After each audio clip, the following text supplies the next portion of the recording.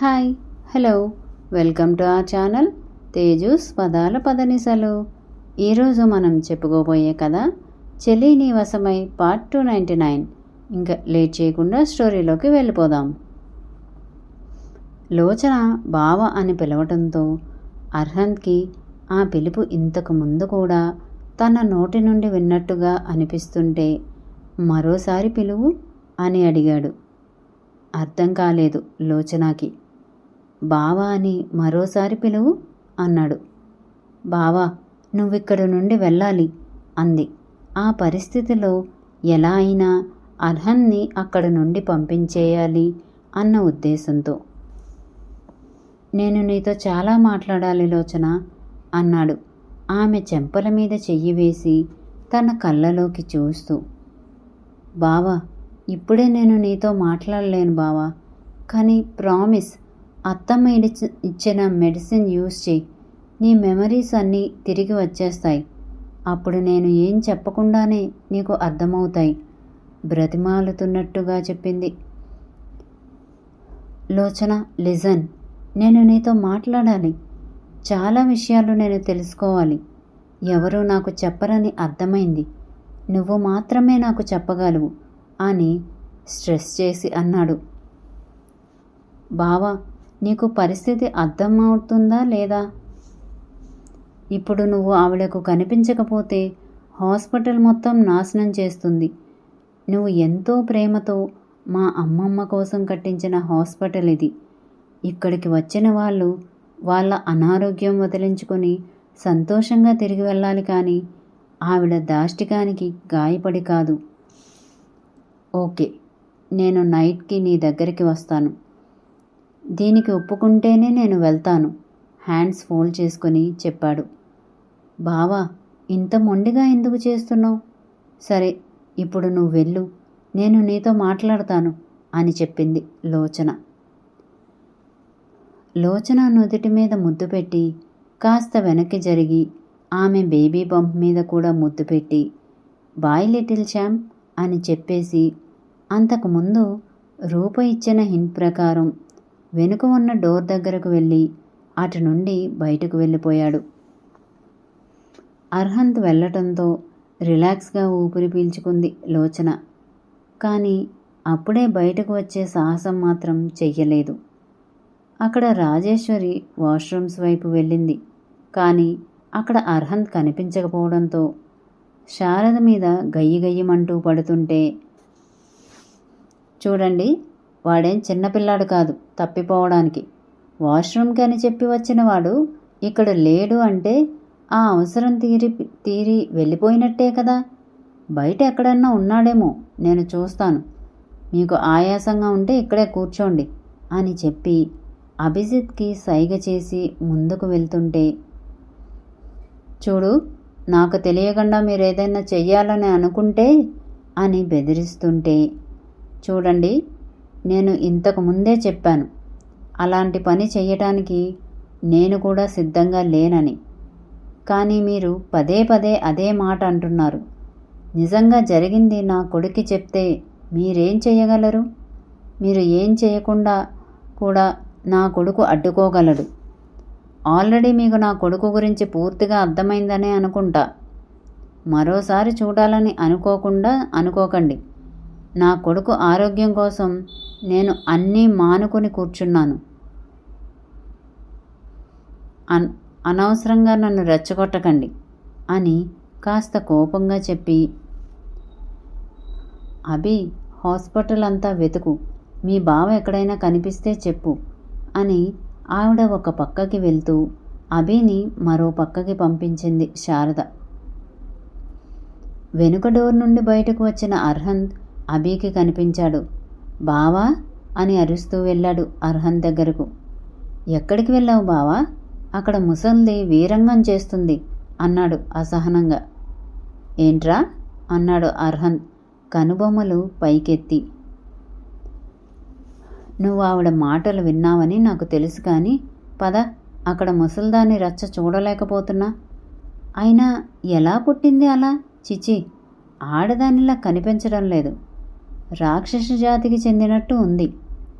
బాబోయ్, ఈ వయసులోనే ఇలా చేస్తుందంటే ఇంకా ఏజ్లో ఉన్నప్పుడు ఎలా ఉండేదో, ఎన్ని దుర్మార్గాలు చేసేదో అన్నాడు ఫ్లోలో.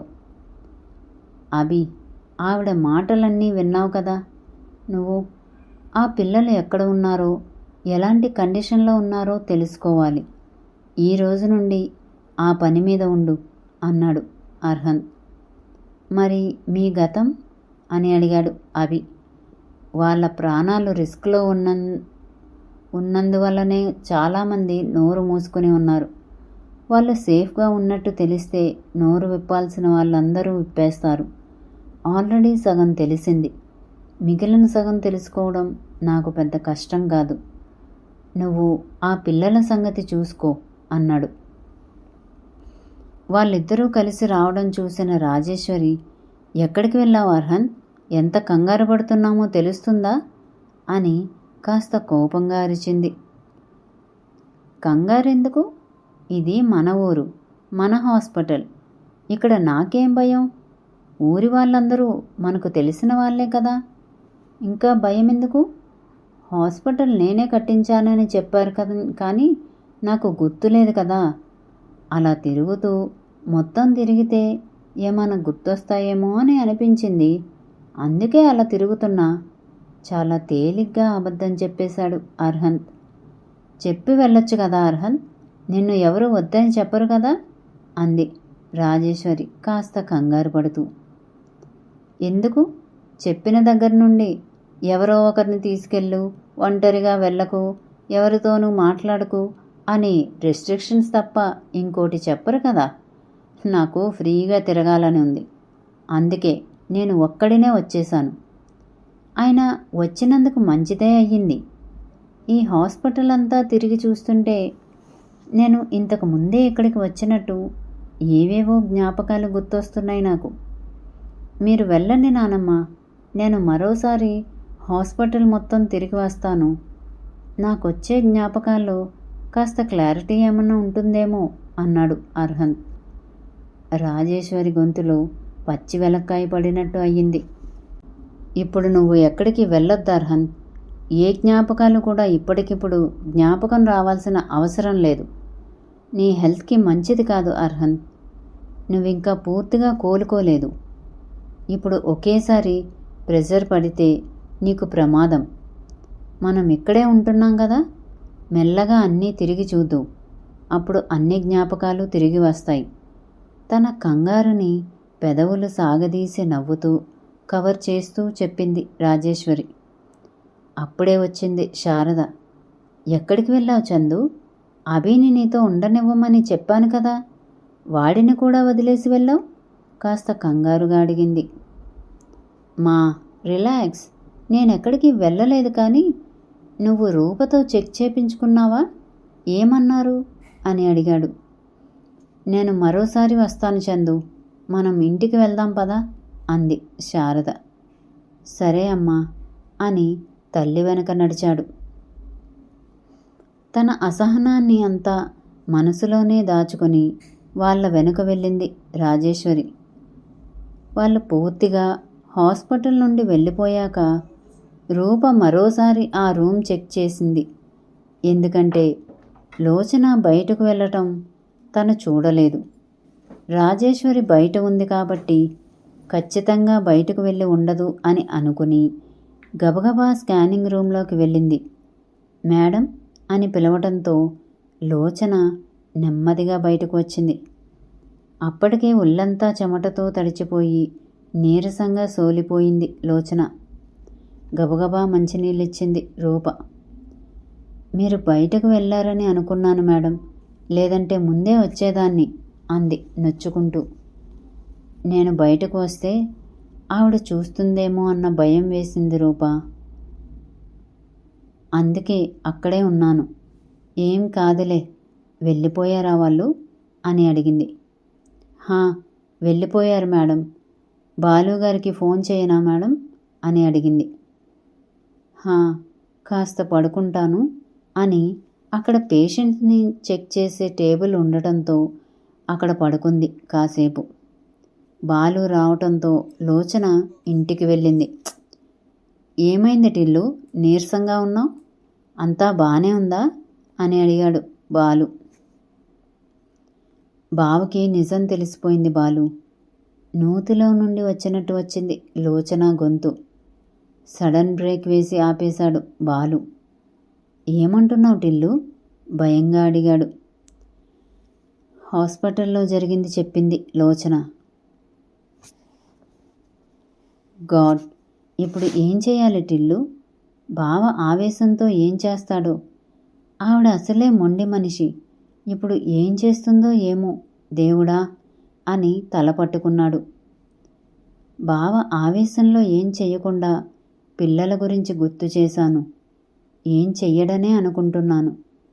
కానీ బావ ఈరోజు నన్ను కలవడానికి వస్తానని అన్నాడు.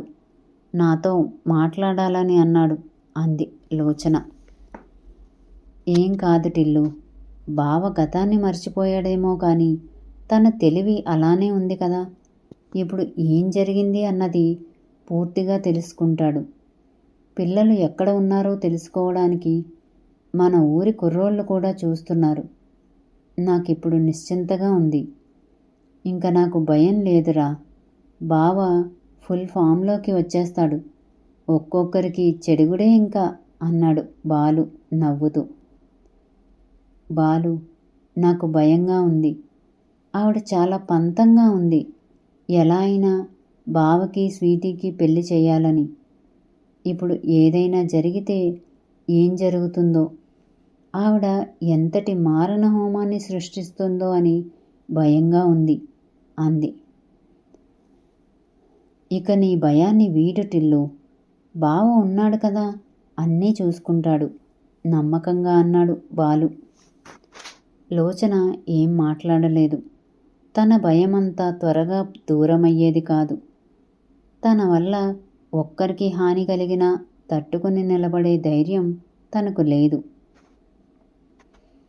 ఇంటికి వెళ్ళిన అర్హన్ చాలా హుషారుగా ఉన్నాడు. అమ్మా, ఆకలేస్తుంది అన్నాడు డైనింగ్ టేబుల్ దగ్గర కూర్చుంటూ.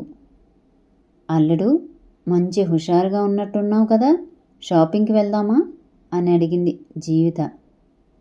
అత్త, మనం షాపింగ్కి వెళ్ళాల్సిన అవసరం లేదు. షాపింగ్ మన కోసం వస్తుంది.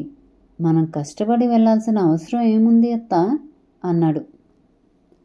నిజమే కానీ పెళ్ళంటే చాలా ఉంటాయి కదా, పైగా జ్యువెలరీ కూడా తీసుకోవాలి అంది నసుగుతూ. వాటిలో నన్ను లాగకండి అత్త. నా షాపింగ్ నేను పూర్తి చేస్తాను. ఈవినింగ్ డిజైనర్తో మాట్లాడతాను. ఏమేం కావాలో చెప్పండి, అన్నీ తెప్పించేస్తాను అన్నాడు. నీకంటే అన్ని ప్యాంట్లు షర్ట్లు. మేము ఆడవాళ్ళం అల్లుడు, మాకు చాలా షాపింగ్ ఉంటుంది. ఆ తర్వాత బ్లౌజులు కుట్టించుకోవాలా, వాటికి మ్యాచింగ్ జ్యువెలరీ అంది. మీకు అడ్డు లేదత్తా. మన ఇంటి నిండా బంగారం ఉన్నా నీకు ఈ బంగారం మీద పిచ్చి పోదా అత్త? నీకు నచ్చినట్టు నచ్చినని కొనుక్కో, నిన్నెవరు ఆపేది అన్నాడు. పొంగిపోయింది జీవిత. తన అల్లుడికి పెళ్ళి ఇష్టమే అని తనకు తనే ఏవేవో ఊహించుకొని, సరేలే అల్లుడు, నేనే వెళ్తానులే. మీ అందరూ తప్పించుకున్నా నేను తప్పించుకోలేను కదా, అసలే ఆడపిల్ల తల్లిని అంది. అది సరే అత్త, ఇంతకీ నాకు కట్నం ఏమిస్తున్నావు అని అడిగాడు టేబుల్ మీద దరువు వేస్తూ. కట్నం ఏంటి అల్లుడు, నాకున్నదంతా నా కూతురుదే కదా అంది జీవిత. రేపు పెళ్ళైతే నాకున్నది కూడా అంతా నా భార్యదే కదా అత్త. అది కాదు, ఇప్పుడు పెళ్ళికి నాకేం పెడుతున్నావు అని అడిగాడు అర్హన్. ఒక పక్క నుండి అభి, శారద అర్హన్ బిహేవియర్ కొత్తగా ఉంటే ఆశ్చర్యంగా చూస్తున్నారు. మరో పక్క రాజేశ్వరిదేవి కూడా ఆశ్చర్యంగా చూస్తుంది. అదేంటల్లుడు, కొత్తగా కట్నం అడుగుతున్నావు అయోమయంగా అడిగింది జీవిత. కొత్తగా ఏం అడగటం లేదత్తా, పాత పద్ధతే కదా. అత్తగా నీ అల్లుడికి నువ్వేం పెడుతున్నావు అని అడిగాడు అర్హన్. మరిప్పుడు జీవిత రియాక్షన్ ఏంటి తెలుసుకుందాం మరో అప్డేట్లో. మా వీడియో కనుక మీకు నచ్చినట్టయితే లైక్ చేయండి, కామెంట్ చేయండి, సబ్స్క్రైబ్ చేయండి, బెల్ కొట్టండి.